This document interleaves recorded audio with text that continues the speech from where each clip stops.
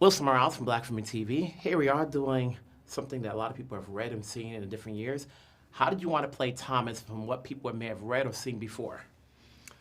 Oh, I mean, I wanted to formulate him in a way that made sense for Rob's vision of this movie. So, you know, one of the things that we did speak about was obviously the connection emotionally to Ellen and what that is for Thomas and why he can't understand and connect to her properly at the beginning of the story, how he's misguided in that.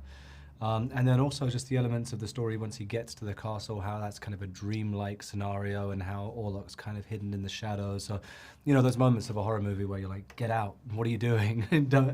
You're being foolish being there. And how he doesn't see the warning signs early enough, essentially, to go that far down that path and make the mistakes he makes.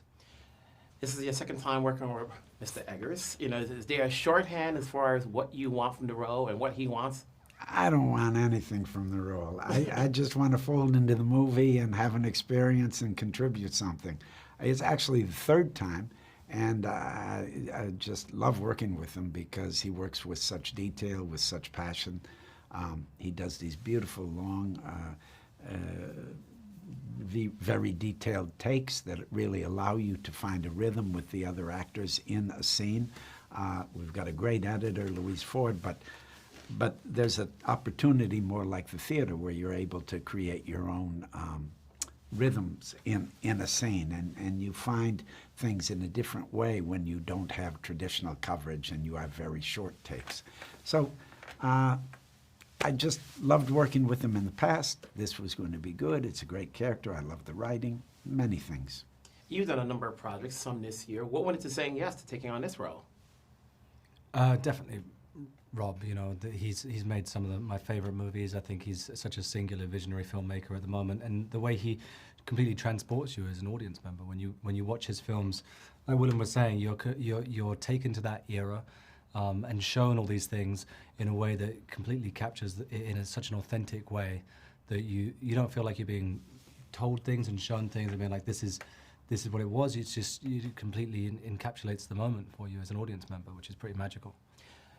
When you're working with Rob, and obviously this is, you know, he's getting quite good at doing black and white. You know, do you guys know that ahead of time, or do you see it afterwards?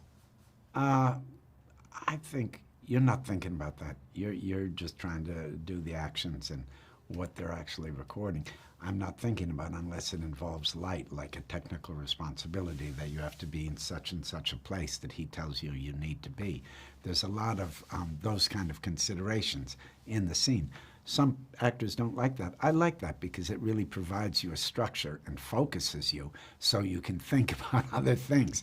It sounds counterintuitive, but you feel much freer when you have a structure, and you can go deeper into being there because you're not always wondering, you're not always feeling like you're making choices, you know, so you don't stand outside of it. Willem isn't trying to figure out where the character goes. We've decided where he goes. That's him. I forget about that stuff. I can be the guy.